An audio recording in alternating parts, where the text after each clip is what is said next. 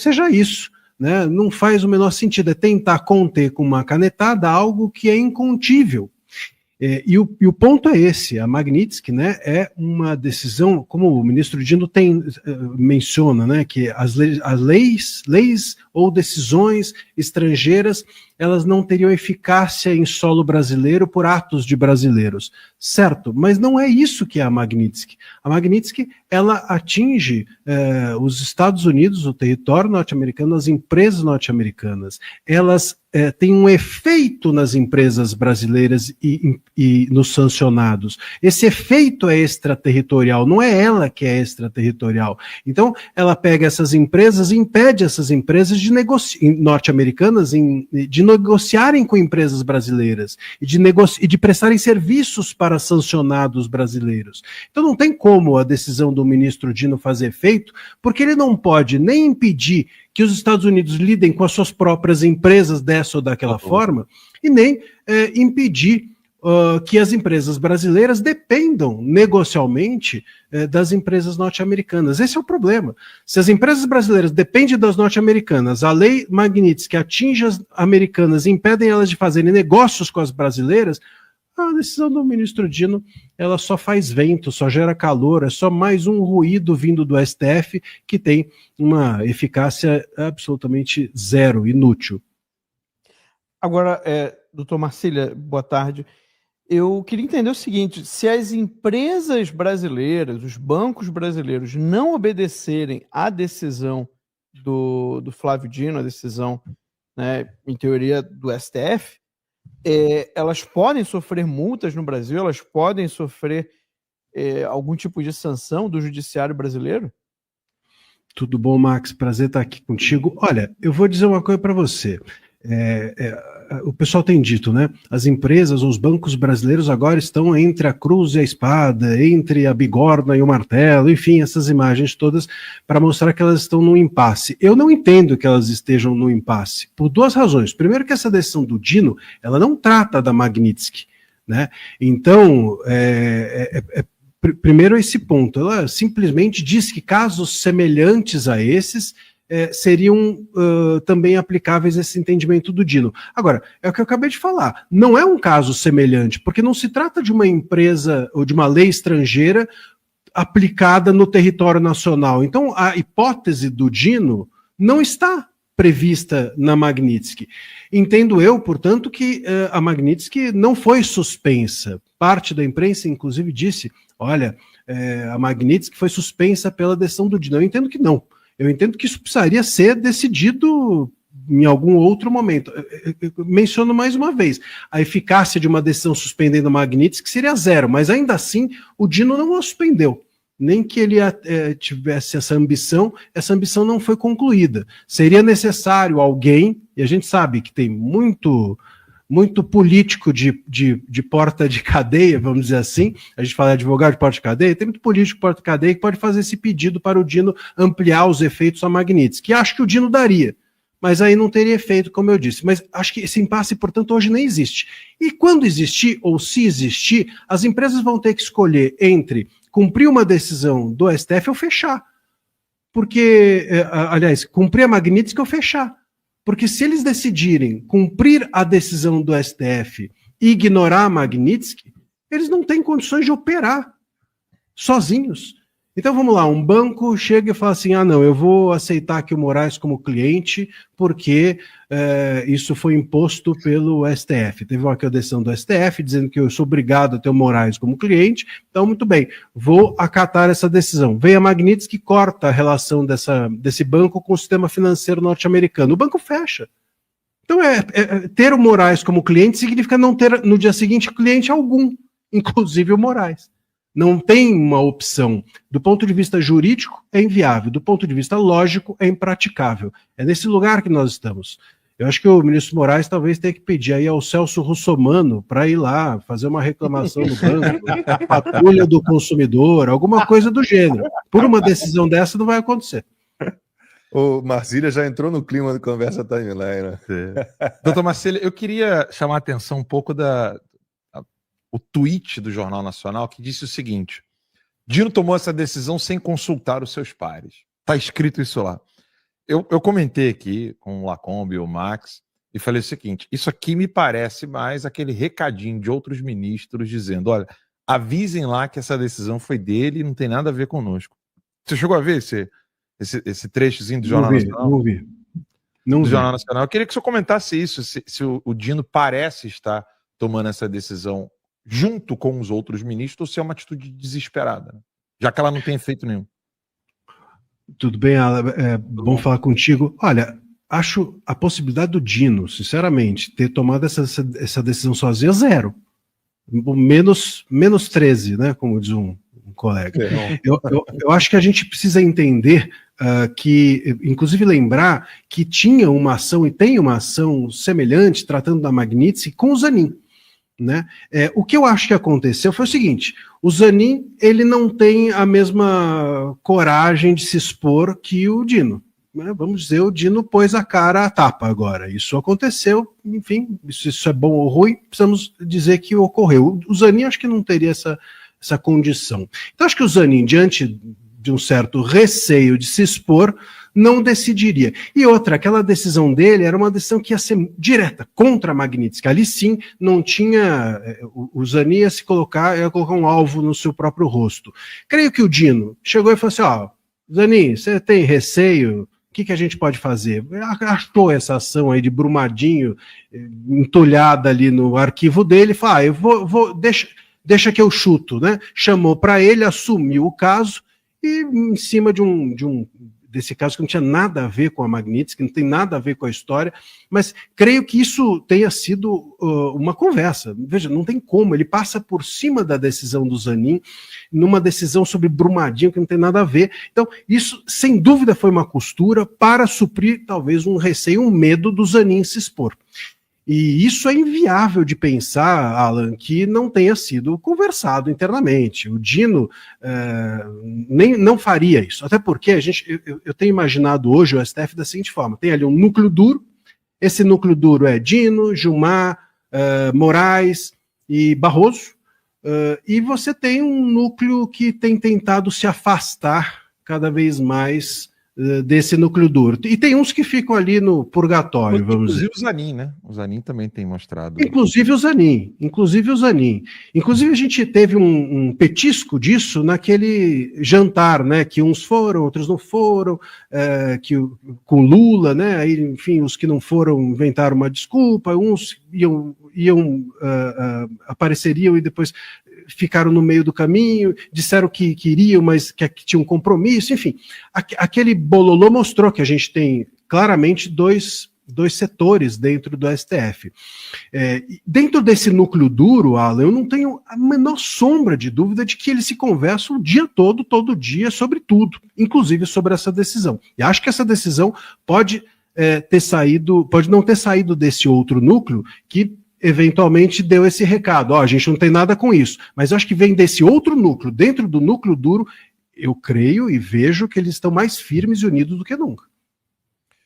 Marcília, eu li muita coisa aqui sobre o que originou essa decisão do Flávio Dino, né, que era uma DPF em que ele estava analisando ali uma questão ligada a indenizações, reparações por conta do rompimento da barragem de Mariana em 2015, havia um processo de municípios atingidos contra a empresa anglo-australiana, né, na Inglaterra, e muita gente dizendo que dessa forma, com essa decisão, o Flávio Dino prejudica esses municípios todos que estariam perto de conseguir uma indenização. Isso procede? Eu realmente desconheço, se não conseguir confirmar qual é o efeito desta decisão do Dino em relação a este caso que originou, né, a medida dele.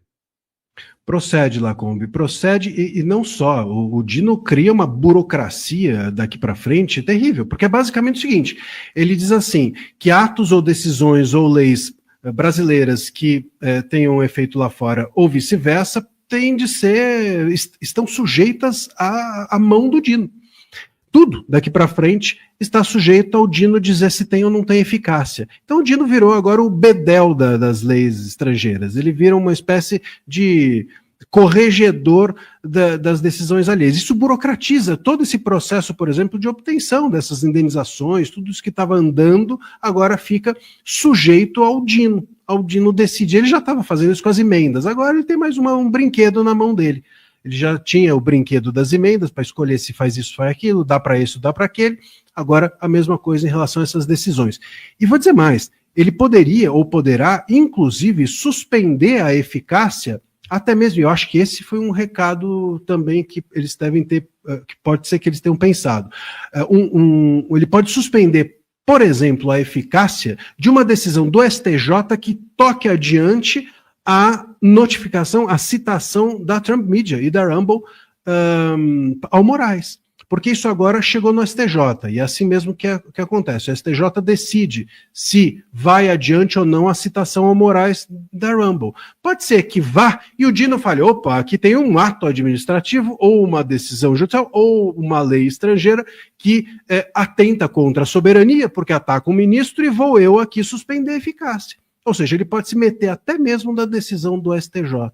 Eu outro dia estava conversando sobre esse caso da Rumble, falando, pô, isso está com o STJ, tá aí uma coisa que o STF ainda não se meteu. Acho que agora, com essa decisão do Dino, até nisso eles podem se meter. Então o Dino virou um porteiro das decisões ou das leis estrangeiras no Brasil. É isso, é um porteiro do que vai para lá e do que vem para cá. É o novo ponta de lança, né? O Zanin talvez não vai aguentar muitas pancadas, então o Dino já se mostrou um cara aí que está disposto a tudo, né? Então parece realmente que ele está se comportando como um ponta de lança dessa história toda. Agora, doutor Marcílio, eu queria entender essa questão das leis estrangeiras, né? Que ele fala que não vale em território brasileiro, porque eu acho curioso, porque todo o problema que levou à aplicação da Lei Magnitsky começa exatamente por esse motivo, né, do Moraes ignorando os tratados internacionais e acordos com os Estados Unidos, querendo fazer que a decisão dele valesse nos Estados Unidos, pessoas ou empresas ou cidadãos americanos. Eu acho curioso porque, de certa forma, o Dino meio que fortalece o argumento dos Estados Unidos contra o Alexandre de Moraes, não? É verdade, é verdade. Essa decisão do Dino, ele invalida a decisão do Moraes, né? É basicamente isso. Quer dizer, se a lei estrangeira, uma decisão brasileira, se uma decisão estrangeira para valer aqui no Brasil precisa do ok do Dino, bom, então ele reconhece que uma decisão brasileira para valer fora do Brasil, nos Estados Unidos, deveria ter o ok de alguém que não fosse o próprio Moraes, né? Sobretudo decisões que ele manda por e-mail, né? Vamos lembrar que a gente fala dessa decisão, essa citação por e-mail, a Rumble, já teve coisa pior. O Moraes já chegou ao ponto em relação ao X, né, quando houve a suspensão da plataforma, ele intimou o X pelo próprio X. Ele postou, o STF postou a intimação no X e falou, ó, agora já está intimado. Quer dizer, a bizarrice é sem precedente. Ali eles usam mesmo a criatividade, como dizem os seus próprios assessores, os assessores do Moraes. Agora, é isso. Quer dizer, a gente está num tal ponto de absurdos e de caos que o Dino, para defender o Moraes de um suposto ataque estrangeiro, a defesa dele expõe exatamente o ilícito do Moraes. Quer dizer, quando o Dino diz que os Estados Unidos não podem fazer isso, não podem fazer aquilo, bom, mas os Estados Unidos estão reagindo a exatamente isso que foi feito pelo Moraes. O Moraes, ele em relação à Rumble, o Moraes vem cometendo ilegalidades desde 2019, vamos deixar isso bem claro, não começou agora, né?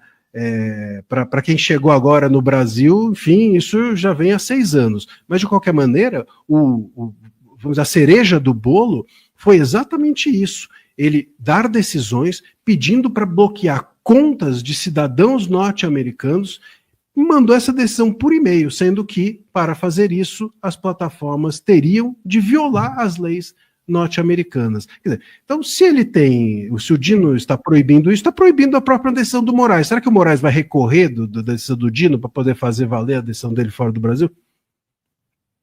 Agora, doutor Marcília, a gente tem visto nos últimos anos, como o senhor bem mencionou, desde 2019. A gente viu que o porta-voz de todas essas ações ditatoriais e inconstitucionais foi a imprensa.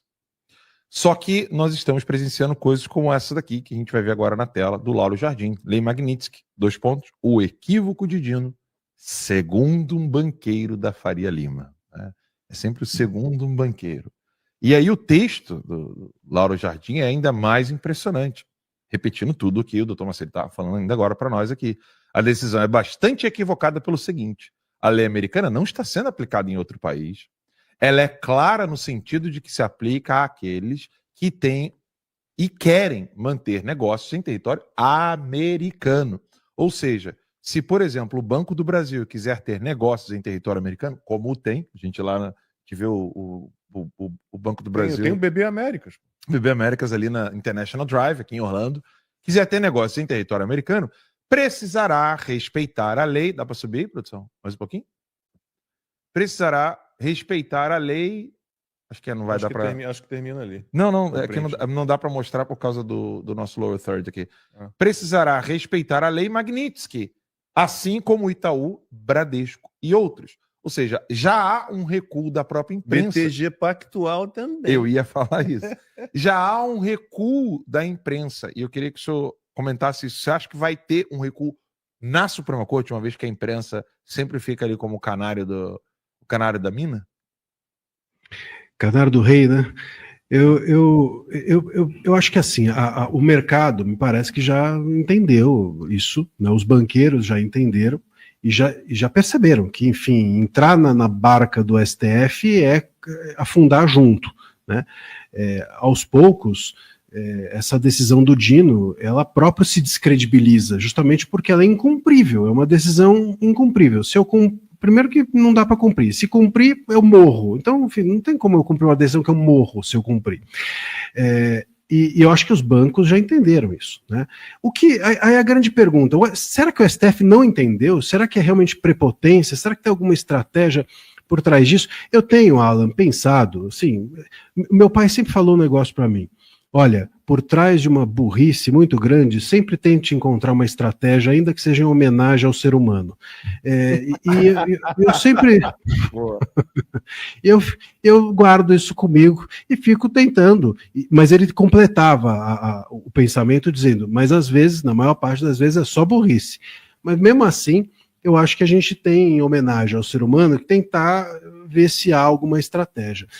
Embora seja possível, é bem possível que seja só burrice. Se há alguma estratégia, a estratégia seria, eu tenho feito uma seguinte analogia, que nem a da pessoa que está numa selva e se vê na frente de um urso. Você sabe que você não vai conseguir enfrentar o urso, você sabe que você não vai correr do urso, porque ele vai te alcançar, e você começa ali a gritar para ver se o urso olha para você e fala, putz, melhor eu fazer outra coisa do que ficar lidando com essa pessoa. Talvez seja essa a estratégia do STF, tentar ficar gritando coisas que não fazem sentido, ruídos que não têm significado algum. Os bancos já entenderam que não é isso, eu acho que parte da imprensa já entendeu que não é isso, a parte da imprensa que não entendeu e está fazendo-se desentendida para acoplar o seu discurso ao do STF, e o STF está gritando, tentando espantar o urso, ou tentando fazer o urso se cansar de lidar com o STF.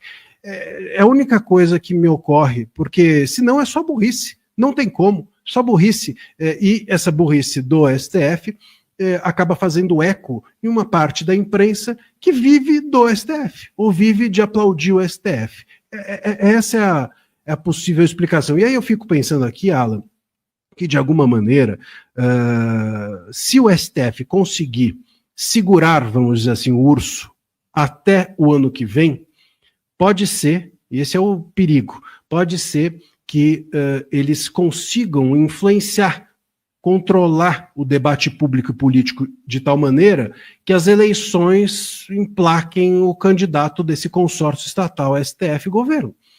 Se nós tivermos a continuidade do que temos hoje, o STF talvez sossegue e possa aí sim pensar em recuar um pouquinho. Talvez, porque ele vai estar garantido no poder. Se eles recuam hoje, se eles falam, não, realmente a Magnitsky não tem que fazer e eu vou recuar, eles vão ter que voltar a ser juízes. Eles não querem voltar a ser juízes, eles querem continuar mandando no país. Eu acho que esse é o grande temor deles. Recuar agora significa eles perderem tudo que eles construíram nesses últimos 6 anos.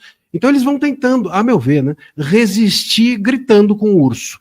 Onde isso vai dar? Não sei. Mas é a única coisa que me ocorre de possível estratégia. Senão é só tolice mesmo e prepotência, estarem encastelados de tal maneira que não enxergam um palmo na frente dos olhos.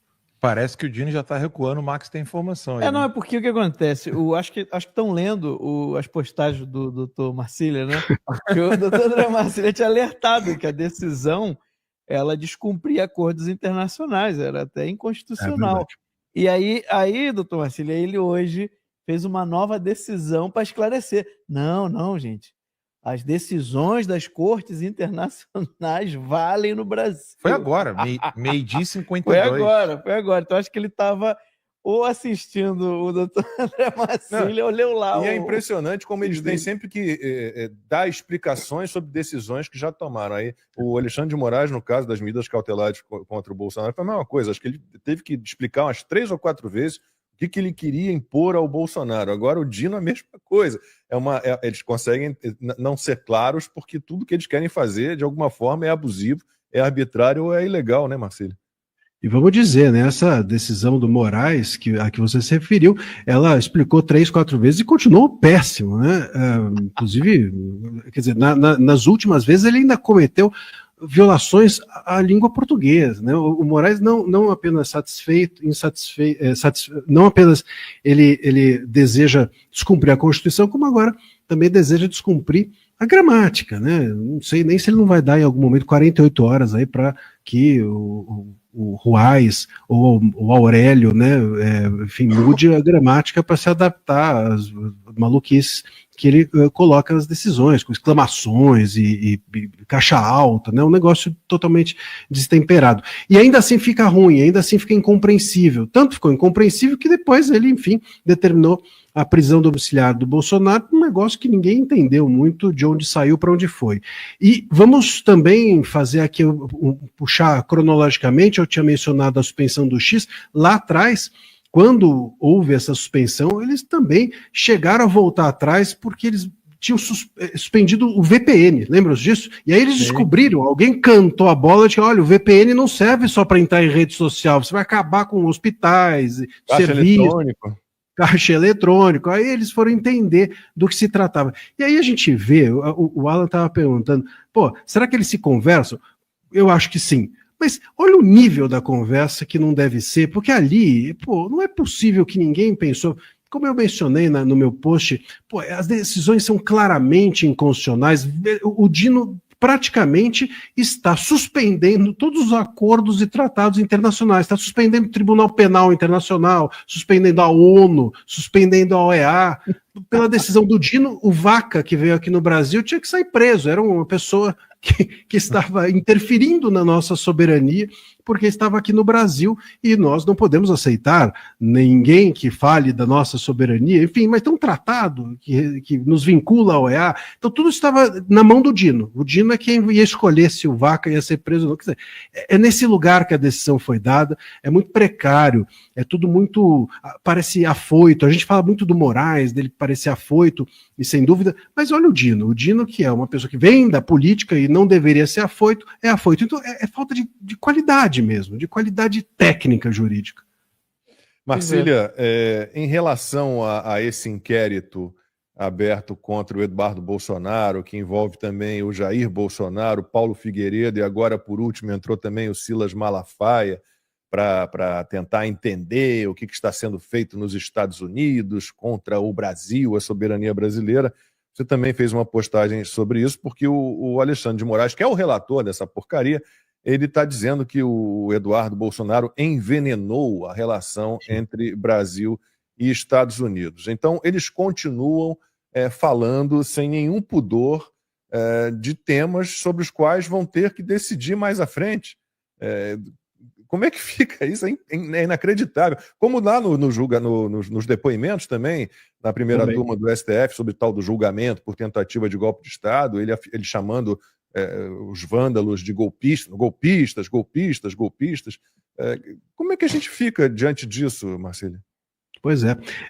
Você lembrou bem, na abertura da sessão do STF, né, uma sexta-feira, é sempre sexta-feira, é impressionante como o Moraes gosta de sexta-feira, não sei porquê, mas toda sexta-feira tem uma decisão, tem uma declaração. O Dino, pelo visto, gosta de outro dia. Cada um tem um dia preferido, né, deve ser isso. Mas é engraçado isso, toda sexta-feira, ou pelo menos todas as decisões do Moraes vêm, ou operações, são sempre às sextas-feiras.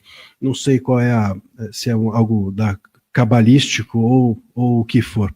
Mas o fato é o seguinte, quando houve essa abertura da sessão, que eles todos deram declarações e etc., alguns deles, né, deram, que ali já mostra também uma rachadura, né, alguns não falaram, alguns falaram. E o Moraes, quando falou, disse o seguinte: esses traidores da pátria, referindo-se ao Eduardo, enfim, disse, eles vão ser responsabilizados. E o Gilmar Mendes também disse a mesma coisa, tanto que ele vira para o Gilmar e fala, como disse o Gilmar, eles serão totalmente responsabilizados. Então o Gilmar e o Moraes já não podiam estar investigando um caso ou pessoas que eles estão dizendo que vão ser responsabilizados. Como é que eu posso investigar alguém que é justamente saber se ela tem ou não responsabilidade se eu já concluí?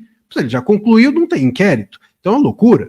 E agora ele vem e diz que ele envenenou o Brasil, a relação do Brasil com os Estados Unidos, mais uma vez, mostra uma clara inimizade, um destempero incompatível com a isenção que um juiz precisa ter para investigar ou para julgar o caso. O Moraes não pode estar à frente desses casos. E o Moraes não entende que é exatamente por esse tipo de conduta que o Brasil se envenenou com os Estados Unidos. É pelas condutas do Moraes e não do Eduardo.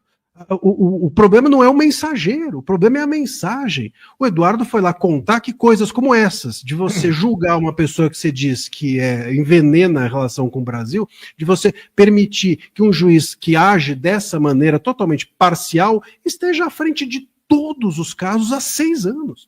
Veja, são dezenas de inquéritos hoje com Moraes, dezenas de inquéritos com eles e outras petições avulsas que vão se somando. O Alan aqui mesmo chegou a ter uma conexão, uma jornalista que foi, enfim, reclamar dele, enfim, um caso do gênero, e que o que isso tinha a ver com o STF? O STF se prontifica a ser, inclusive, uma espécie de delegacia. Quer dizer, todo mundo que está em algum inquérito, se tem algum outro caso relacionado a essa pessoa, vai tudo para esses inquéritos.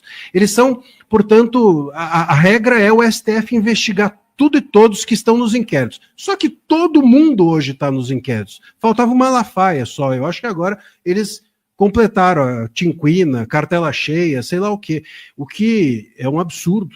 Eu tenho até... numa participação, estive com o Malafaia e mencionei isso. Não é só ataque à liberdade de expressão. No caso dele, é um ataque até à própria liberdade religiosa. Os religiosos precisam ficar atentos a esse passo que foi dado. Porque um pastor ou um padre, ele não é padre ou pastor só dentro da igreja. Ele não é padre ou pastor só quando ele fala de questões espirituais, mas sim também da vida material e política do seu rebanho. Então, o Malafaia não estava nas ruas como político, ele estava como religioso. E se ele não pode fazer isso, o que se atinge é a liberdade religiosa. Então a gente vai avançando. A liberdade de reunião, Moraes já proibiu ali na Praça dos Três Poderes. A liberdade de expressão está morta. A liberdade de imprensa também. Ninguém pode entrevistar, mas ninguém relacionado aos inquéritos. E agora a liberdade religiosa. O que vai restar, né, para que eles digam que existe uma democracia a ser salva? Marcília, para a gente encerrar, o Lula está falando que vai mandar em breve para o Congresso Nacional 2 projetos, que ele chama de regulação, para censurar as redes sociais. Você que é um especialista em liberdade de expressão, você acredita realmente que o Congresso vai agir como da outra vez, quando lançaram lá o PL da censura, que a turma do Lula chama de PL das fake news? Você acha que vai haver uma reação forte do Congresso e isso vai ser abandonado? Ou, claro que você não tem bola de cristal, mas que força o Lula pode ter nessa tentativa de impor censura agora por meio do Congresso? Olha, Lacombe, eu espero que o Congresso tenha força. Aliás, já não teve força de deixar esse assunto avançar, porque está claro que esse assunto avançando é uma forma de você afastar a discussão sobre a anistia. Ninguém vai falar agora de anistia, ninguém está falando mais de impeachment, está todo mundo falando do Felca. Né? É isso. Então, de alguma maneira, isso já foi um êxito do governo. E agora ele vem com a carga a discutir sobre isso. Amanhã tem até uma audiência pública a respeito disso na Câmara, eu vou participar, eu vou fazer uma fala, e é preciso que a gente diga que nós temos já leis suficientes. Mais uma vez, a terra sem lei, é sempre os mesmos argumentos, é sempre a mesma forma de agir. Terra sem lei, é necessário. Como é que é terra sem lei se o tal do youtuber foi preso? Pô, ninguém é preso sem uma lei, não é? Então, se foi preso porque tem uma lei aplicada a ele. Então, não é terra sem lei. Mas o Felca, ele conseguiu levantar todos esses documentos e etc., e antes ninguém tinha levantado. Bom, então a polícia é o problema. Então, o problema é a fiscalização da polícia que é ineficiente, não as leis. Então, se o Felca conseguiu levantar o que a polícia não levantou, tem que olhar para a polícia e não para a internet. Se o cara foi preso, o youtuber, então a gente tem leis, o problema não é a internet, então a gente vai depositando na internet toda a ineficácia do ecossistema legal, da polícia não ter feito o trabalho dela, do youtuber ser preso só depois disso, do Felca ter feito o que a polícia devia ter feito. A culpa disso tudo, dessa ineficiência desse ecossistema, não pode ser da internet. Mas, claro, a ideia deles é colocar toda a culpa na internet para endurecer ainda mais essa regulação feita pelo STF. O STF fez uma regulação e faltou um passo. O passo é colocar um órgão que seja aquele que controla a regulação do STF. Então, quem vigia a regulação do STF? Faltou esse passo. Agora o governo quer implementar exatamente isso. Colocar esse órgão que venha do executivo, né, e que seja capaz de dizer: vocês estão indo bem, vocês estão indo mal. É o professor da regulação que o STF fez. Isso estando na mão do governo, você imagina o tipo de problema que os discursos políticos vão ter no ano que vem. Então, é disso que se trata. A tentativa é de controlar o debate público de forma suficiente para que as pessoas que hoje estão no poder se mantenham nele. Não tem nada a ver com adultização, até porque a adultização não existe, e os crimes decorrentes da exploração do trabalho infantil e da sexualização da criança